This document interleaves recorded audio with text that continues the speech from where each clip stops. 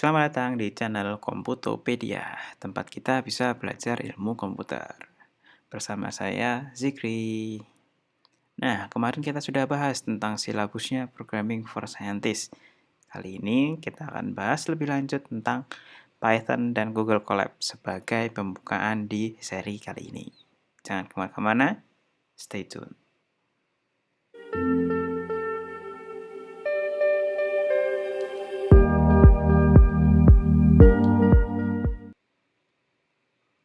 Oke, di video kali ini kita akan bahas tentang Python dan Google Colab. Dan sebelum membahas kedua itu, sedikit tentang kenapa sih kita harus belajar programming. Programming itu untuk sekarang sangatlah berguna. Jadi bahkan di SMA pun sudah diajarin programming. Kegunaannya apa sih? Yang paling ingin aku sorot pada video kali ini adalah artificial intelligence. Jadi AI ini yang paling ngetrend zaman sekarang. Contohnya di self-driving car atau mobil yang bisa mengendarai tanpa pengemudi. Nah, ini semua adalah artificial intelligence dan menuju ke sana kita butuh programming. Jadi kalau mau bikin itu harus pakai programming, nggak bisa nggak. Contoh lain adalah di manufacturing atau di pabrik.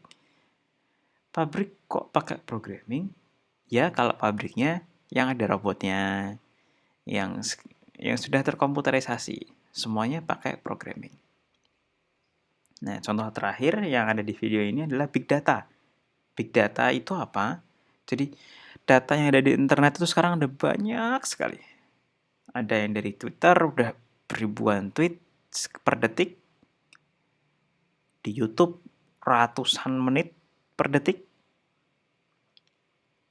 Banyak sekali. Dan ketika kita mau mengolahnya, kita mau dapat sesuatu dari data-data itu, ya mau gimana pun kita harus pakai programming. Nggak bisa kita manual pakai tulis tangan, dihitung. Ya.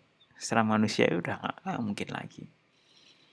Contohnya juga sebenarnya masih banyak lagi kebutuhan kita untuk programming. Kalau kamu ada saran biar teman-teman yang lain bisa tahu, klik di komentar ya, tulis di komentar. Nah, oke, kita akan bahas tentang Python. Kenapa kita pilih Python pada di video kali ini? Nah, menurutku pribadi, Python itu bahasa pemrograman yang mudah digunakan.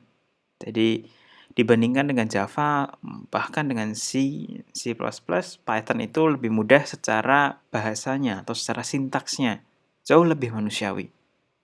Jadi, sangat enak kalau dihitung dari banyaknya line, orang-orang lain biasa bandingkan, Python itu kodenya lebih sedikit daripada kita ketika kita menggunakan Java ataupun C.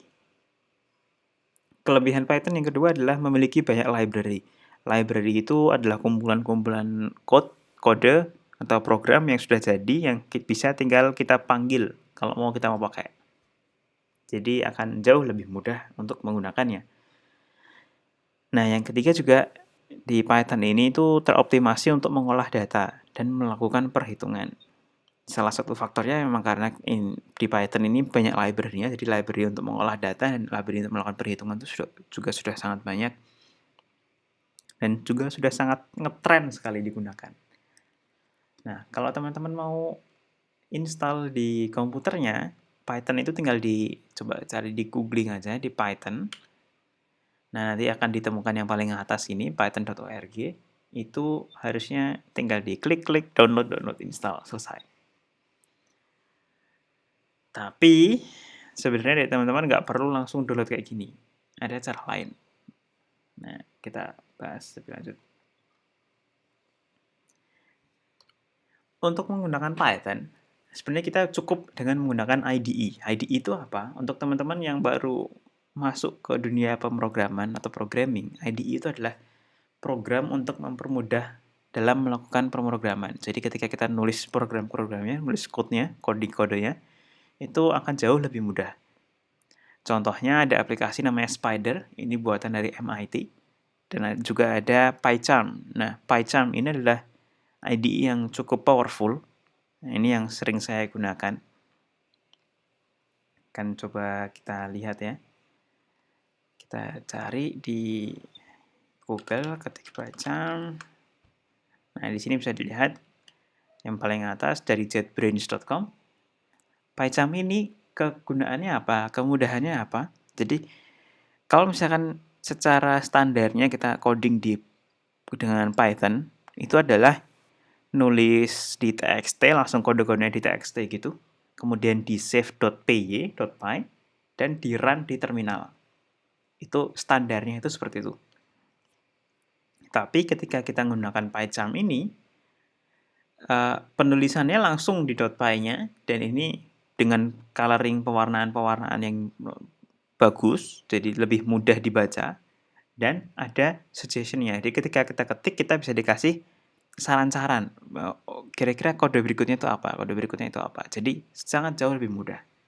Dan ini nggak perlu di-run di terminal, jadi langsung diklik di kanan atasnya, ini bisa dilihat di contohnya ini, kanan atas ada tombol hijau segitiga, nah tinggal diklik play, run, nah nanti hasilnya langsung keluar di situ. Jadi kita nggak perlu diketik-ketik di terminal ataupun di command line. Jadi menggunakan PyCharm ini sangat mudah, dan PyCharm ini bisa gratis. Nah, ada versi gratisnya, tinggal download. Nah, itu tentang IDE ya. Ada satu IDE unik dari Python untuk Python, yaitu adalah dengan notebook. Jadi yang tadi itu adalah cukup konvensional, dari segi pemrograman itu sudah sangat umum sekali menggunakan IDE, tapi untuk Python ada yang unik, yaitu tentang Jupyter Notebook. Jupyter adalah nama programnya, nama aplikasinya. Ini berbeda dengan IDE, kenapa? Karena bisa memiliki deskripsi teks. Deskripsi teks ini lebih daripada teks biasa, jadi bisa dimasukkan gambar, bisa dimasukkan video, dan bisa dibuat bold, dibuat besar kecil, layaknya seperti web. Dan juga yang kelebihan yang kedua adalah ini bisa di-run per part, maksudnya per part, jadi sebagian kecil programnya aja kita run, itu bisa jalan. Harusnya ini adalah aplikasi yang juga harus diinstal di komputer kamu. Tapi kita lihat berikutnya, dengan Google Colab, kita akan menggunakan Jupyter Notebook tanpa harus install apapun. Jadi dengan browser internet teman-teman yang udah punya di komputernya masing-masing, bisa menggunakan Jupyter Notebook. Coba kita cek ya. Kita akan buka Google Colab. Nah, ini bisa kita cari di Google Colab gitu. Kemudian yang paling atas, colab.research.google.com. Kita masuk ke sana, dan pastikan teman-teman sudah login ke Google Mail-nya ya. Jadi Gmail-nya udah login, masuk ke tadi search Google Colab, kemudian masuk ke sini. Nah, di sini kalau mau lebih jelasnya tentang Google Colab, fitur-fiturnya apa aja, pengen dibuat video tersendiri, silahkan request di kolom komentar ya. Nanti akan bisa aku buatin. Sementara kita akan lanjut klik di sini. Ini adalah salah satu filenya. Jadi akan yang file kita, misalnya kita akan open. Nah, ini adalah contoh dari notebook. Contoh ini, bagian ini, jadi bagian sini, di atas, itu adalah what is collaboratory. Itu adalah salah satu dari deskripsi teks. Nah, bentuknya kan benar-benar mirip seperti di web. Ada gambarnya, ada tulisannya, macam-macam. Ada linknya juga. Nah, ini bisa diedit dengan ada caranya tersendiri. Nah, ini masih sama deskripsi teksnya, dan ini adalah bagian kodenya. Bagian kodenya ini kita bisa lihat ada run cell-nya di sini. Jadi bagian ini adalah satu part, satu kotak segini adalah satu part, dan ini kita bisa run. Ketika kita run, maka akan menghasilkan hasilnya 86.400. Dan ini adalah kode yang masih simple. Kita punya variabel, kemudian kita masukkan sebuah value. Value-nya 24 kali 60 kali 60 untuk variabel seconds in a day. Belum perlu paham tentang codingnya, nanti akan kita bahas di video berikutnya. Sama, ini ada deskripsinya, kemudian ini ada kodenya. bisa di-run. Nah, run-nya juga kodenya tidak hanya yang simpel-simpel seperti ini ya. Ini ada kode yang cukup rumit. Nah, nanti akan kita pelajari lebih lanjut di seri ini. Jadi, selesai seri ini teman-teman akan paham apa sih ini kodenya maksudnya. Ini juga ketika akan di-run, dia akan menghasilkan ada hasil berupa gambarnya ini. Nah, ini cukup menarik karena di Google Colab kalian nggak perlu install Python di komputer kalian, nggak perlu install apapun, tinggal buka colab.dasar.google.com, selesai, langsung pakai.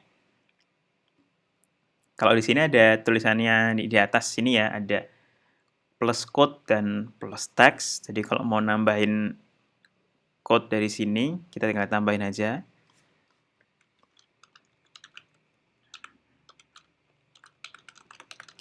Contohnya ya. Nah, tinggal di play, run, kemudian bisa di. Nah, ini kalau mau menambahkan code, kalau kita mau menambahkan teks juga bisa tinggal tulis. Iya, oke. Nah, itu dia Google Colab. Jadi sangat membantu dan ini akan kita gunakan full di seri kali ini. Oke, itu dulu. Sampai di sini video kali ini. Jangan lupa klik like kalau kamu suka tentang seri ini. Dan juga subscribe dan nyalakan notifikasi di bawah agar kamu tahu kalau ada video terbaru dari kami. Segitu dulu, sampai jumpa dari kami anak bangsa untuk Indonesia. Dadah!